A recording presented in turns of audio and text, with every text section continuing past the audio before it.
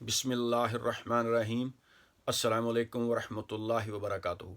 दोस्तों, मैं आज बात करना चाह रहा हूँ, क्या इस्लामी कवानीन में इतनी गुंजाइश निकलती है कि अगर एक आदमी करप्ट हो, एक आदमी जालिम हो, एक आदमी कौम का मुजरम हो और अगर वो बीमार हो जाए तो उसकी सज़ा माफ़ हो सकती है या उसको सज़ा में रायत मिल सकती है। चलिए, इस्लामी कानून को आप एक साइड पे रखें, क्या किसी इंसानी कानून में ये गुंजाइश निकलती है? दुनिया में जितने भी ममालिक हैं, क्या उनके कानून में ये गुंजाइश है कि अगर एक आदमी बीमार है तो उसके सारे जराइम जो हैं वो माफ़ कर दिए जाएं? हाँ, जहाँ तक बीमारी का तल्लक है तो इंसानी हमदर्दी के तहत ये बात तो हो सकती है कि अगर एक कैदी, एक मुजरम, एक प्रिजनर जो है वो जेल के अंदर बीमार है तो इंसानी हमदर्दी के तहत उसको इलाज की सहूलत दी जाए उसके मुल्क में उसको। ये तो तमाम दुनिया में होता है। इंसानी हमदर्दी के तहत किसी भी बीमार को, ख्वाह वो कितना भी बड़ा मुजरम हो, इंसानी हमदर्दी के तहत उसको इलाज की सहूलत तो मुयस्सर हो सकती है। लेकिन क्या ऐसा है कि उसके सारे गुनाह माफ़ कर दिए जाएं और उसको जेल से रहा कर दिया जाए? अगर आपकी नज़र में कोई ऐसा कानून है तो प्लीज़ मुझे ज़रूर बताना। मैं आपको एक मिसाल देता हूँ। 2004 में बरतानिया में एक इशू जो है ये उजागर हुआ। पेपर्स में, प्रिंट मीडिया में, इलेक्ट्रॉनिक मीडिया में पूरी यानी एक तहलका मच गया। वो इशू क्या था? 2004 David blanket resigns over visa acquisitions. Labour party की हुकूमत थी, टोनी ब्लेयर बरतानिया का प्राइम मिनिस्टर था। उसका होम सेक्रेटरी जो कि नबीना था, डेविड ब्लैंकेट, उस पर एलिगेशन लगा कि उसने अपनी एक्स लवर की नानी जो कि बरतानिया आना चाहती थी, उसकी वीज़ा एप्लीकेशन को उसने फास्ट ट्रैक करने की कोशिश की। ये बात मीडिया में आ गई और अपोजिशन ने इस पर कड़ी तनकीद की, पब्लिक ने तनकीद की, मीडिया ने तनकीद की, यहाँ तक कि लेबर पार्टी के अपने लोगों ने इस पर बहुत ज़्यादा क्रिटिसिज्म की कि डेविड ब्लैंकेट ने अपनी पोजीशन का गलत इस्तेमाल किया और उसने अपनी एक्स लवर की नानी की वीज़ा एप्लीकेशन को फास्ट ट्रैक करना चाहा। और इतनी ज़्यादा तनकीद हुई कि डेविड ब्लैंकेट को रिज़ाइन करना पड़ गया।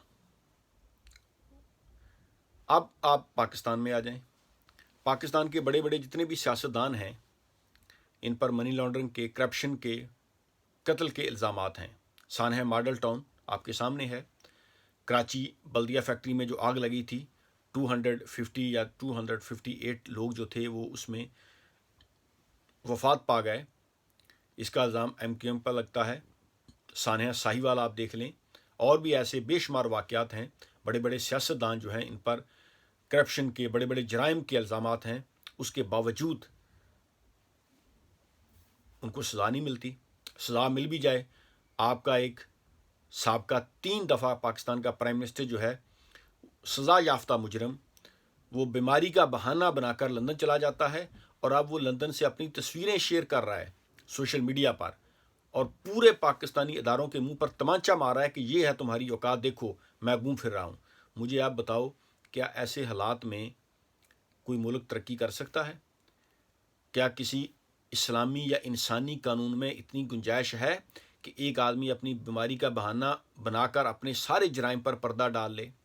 ऐसा सिर्फ इस्लामी जमहूरिया पाकिस्तान में होता है। मैंने आपको मिसाल दी डेविड ब्लैंकेट की, आप सर्च कर लें। 2004 में ये इशू बहुत ज़्यादा उजागर हुआ बरतानिया में कि किस तरह, यानी अब देखा जाए तो ये कोई इतनी बड़ी बात भी नहीं है, लेकिन जो जिंदा कौमें होती हैं उनके लिए ये बड़ी बात है, क्योंकि वो ये नहीं चाहते कि आप अपनी पोजीशन का, अपने इख्तियारात का नाजायज़ इस्तेमाल करें। कि डेविड ब्लैंकेट ने जब अपनी एक्स लवर की नानी की वीज़ा एप्लीकेशन को फास्ट ट्रैक करना चाहा, उसने अपने मुतलका जो लोग थे उनसे सिफारिश की कि इसको ज़रा आप जल्दी देखें, तो उन्होंने ये बात भी, ब्रिटिश सोसाइटी ने ये बात भी एक्सेप्ट नहीं की।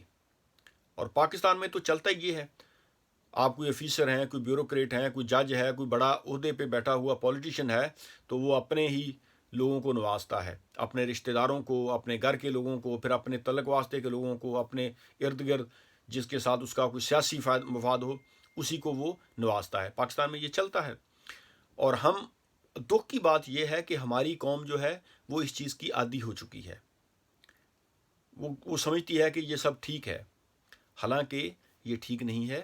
زندہ معاشرہ جو ہوتا ہے، زندہ قومیں جو ہوتی ہیں وہ ایسے ریئیکٹ نہیں کرتی۔ اب میں نے مثال آپ کو دی کہ آپ کا جو سابقہ پرائم منسٹر ہے، 3 بار وہ پاکستان کا پرائم منسٹر رہا، اس نے کیسے بیماری کا بہانہ بنایا؟ ایک سزا یافتہ مجرم جو کہ جیل میں تھا، وہ کیسے بہانہ بناتا ہے کہ جی میرے پلیٹلیٹس کم ہو گئے؟ اس نے اپنی جو میڈیکل رپورٹس تھی اس کو مینج کیا، اور میڈیا نے بھرپور اس کا ساتھ دیا۔ اور پاکستان کے جو کرپٹ ججز ہیں، دیکھیں میں عدلیہ کو برا نہیں کہتا، عدلیہ ایک پاکستان کا بڑا ادارہ ہے، آئی رسپیکٹ عدلیہ، لیکن اس میں موجود چاند کرپٹ ججز جو تھے انہوں نے بھی اس کا ساتھ دیا، اور کس طرح وہ بیماری کا بہانہ بنا کر اور گورنمنٹ کو پریشرائز کر کر وہ ملک سے چلا جاتا ہے، اور اب برطانیہ میں اس کا کوئی علاج نہیں ہو رہا، وہ گھوم پھر رہا ہے، اور وہ جان بوجھ کر وہ اپنی تصویریں جو ہے وہ وائرل کر رہا ہے تاکہ پاکستانی قوم کے منہ پر، پاکستانی اداروں کے منہ پر ایک کرارا تھپڑ جو ہے وہ لگے۔ اب آپ مجھے بتائیں کہ کیا یہ پاکستان کی بے عزتی نہیں ہے؟ دنیا ہنس رہی ہے ہمارے جسٹس سسٹم پر، کیا یہ اسلامی قوانین ہے؟ اور میں علماء کرام سے بھی کہتا ہوں کہ خدا کے لیے آپ ایک دوسرے کو کافر کافر کہنا بند کریں اور قوم کی حالت پر کچھ کرم کریں، ظلم کے خلاف کھڑے ہوں۔ آل رسول کا یہی شیوا ہے۔ ہمارے مولا آقا حضرت سیدنا امام حسین رضی اللہ تعالیٰ عنہ نے کربلا میں جو شہادت دی، اس کا فلسفہ یہی ہے کہ ظلم کے خلاف آپ کھڑے ہو جائیں، ظلم کے آگے سر نہ جھکائیں، اپنا سر کٹا تو دیں لیکن ظلم کے سامنے اپنا سر مت جھکائیں۔ پاکستان میں یہ ظلم نہیں ہے کہ جو کرپٹ لوگ ہیں، بدماش ہیں، بڑے بڑے ڈاکو ہیں، ان کو تو سزا ملتی نہیں، اور جو غریب آدمی ہیں وہ ظلم کی چکی میں پس رہے ہیں۔ اور اوپر سے پھر آپ دیکھیں کہ لوگ جو ہیں یہ اس چیز کو ایکسیپٹ کیے ہوئے بیٹھے ہیں کہ ٹھیک ہے جی یہ ایسے ہی چلے گا۔ لیکن میرے بھائیوں، آپ کسی بھی سیاسی جماعت سے ہو، میں اس چیز پر نہیں جانا چاہتا کون سی سیاسی جماعت اچھی ہے، ہر سیاسی جماعت میں اچھے برے لوگ موجود ہیں، لیکن پاکستانیوں کو ایز اے نیشن یہ سوچنا چاہیے کہ کیا کوئی آدمی اگر بڑا مجرم ہے، بڑا ڈاکو ہے، تو کیا وہ اپنی بیماری کا بہانہ بنا کر، اب جس کو بھی آپ دیکھ لیں، جس سیاستدان پر بھی آپ ہاتھ ڈالیں، وہ کہتا ہے جی مجھے نہ بلائیں، نیب میں مجھے نہ بلائیں، مجھے تو کرونا ہو گیا، مجھے تو یہ بیماری لگ گئی، اگر آپ مجھے تو جانے دیں، میں مجھ سے بات نہ کریں، ہیں؟ یعنی پہلے اتنی جرائم کیے اور اس کے بعد اب بیماریوں کا بہانہ بنا کر جو ہے وہ ریلیف مل رہا ہے۔ تو یہ صرف اسلامی جمہوریہ پاکستان میں ہی ہو رہا ہے، 2020 میں دنیا کے کسی ملک میں ایسا کوئی قانون نہیں ہے۔ وہ کہتے ہیں کہ مرنے دو، سڑنے دو، انہوں نے جرم کیا ہے، کوئی قوم پر احسان کیا ہے؟ تو پاکستانی قوم جو ہے یہ معذرت کے ساتھ اس میں جہالت بہت زیادہ ہے، لوگوں کو شعور آنا چاہیے۔ جنہوں نے کرپشن کی ہے، منی لانڈرنگ کی ہے، پاکستان کے غریبوں کے منہ سے ان کا نوالے چھینے ہیں، وہ مرتے ہیں تو مریں، کسی کو کیا فرق پڑتا ہے؟ اب وہ بیماریوں کا بہانہ بنا کر گورنمنٹ کو پریشرائز کر رہے ہیں، اداروں کو پریشرائز کیا جا رہا ہے کہ ہمیں مت چھیڑو، احتساب رہنے دو ورنہ ہم مر جائیں گے، ہیں؟ تو پوری دنیا میں ایسی کوئی مثال نہیں ملتی۔ زندہ قومیں جو ہیں وہ ریئیکٹ کرتی ہیں۔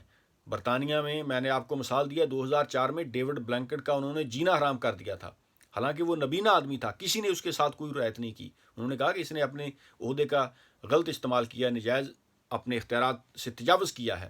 ٹونی بلیئر نے بھی اس پر کرٹیسزم کی، اس کی اپنی پارٹی کے لوگوں نے اس پر کرٹیسزم کی۔ یہ ہوتا ہے زندہ قوموں کا ریئیکشن۔ اور ہمارے ملک میں سیاستدان جو ہیں یہ لوٹ کسوٹ کرتے ہیں اور بعد میں کہتے ہیں جی ہم بیمار ہو گئے ہیں، ہمیں جانے دیا جائے، تو ایسے تو یہ اس ملک کا بیڑا اور غرق ہو جائے گا۔ تو دوستو، ظالم کا جب تک آپ ہاتھ نہیں پکڑیں گے، ظلم کے خلاف آپ کھڑے نہیں ہوں گے، ظلم آپ سے کبھی بھی ختم نہیں ہوگا۔ Thank you very much. اللہ حافظ۔